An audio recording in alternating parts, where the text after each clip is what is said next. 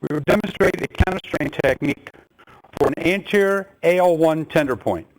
Now the AL1 tender point is located just medial to the anterior superior iliac spine, and we press from anterior to posterior and from medial to lateral to elicit the tender point response.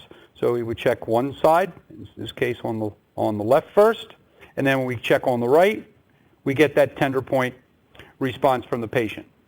Now, we can also elevate the head of the table to add a little bit of the flexion of the thoracic spine to help take some of the tension off the anterior abdominal musculature.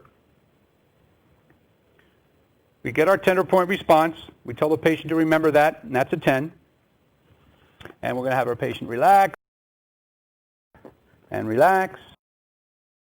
And the classic position to alleviate this tender point would be hip and knee flexion, relax, and then we get to our position where we would flex to the level of L1, and then we can repress to quantify the pain. And if we started at a 10 and the patient says it's a 3, then we are going to take the feet and ankles and we're going to side bend toward the tender point and reprobe.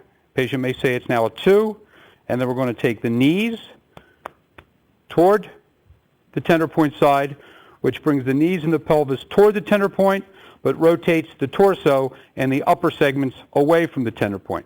So this classic position of flexion, side bending toward, and rotating away typically will alleviate the tender point, and hopefully from a 10 to a 0. If we can't achieve a 0, as close to 100% resolution as possible.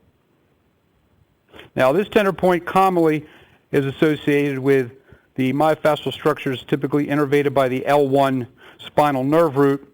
In this case it would be the ilioinguinal nerve, which innervates the internal oblique muscle and the transversus abdominis. After our 90 seconds is up, we tell our patient to relax. We put our patient back toward the midline, very slowly, passively. You don't want the patient to extend their hips, so you make sure your patient is relaxed.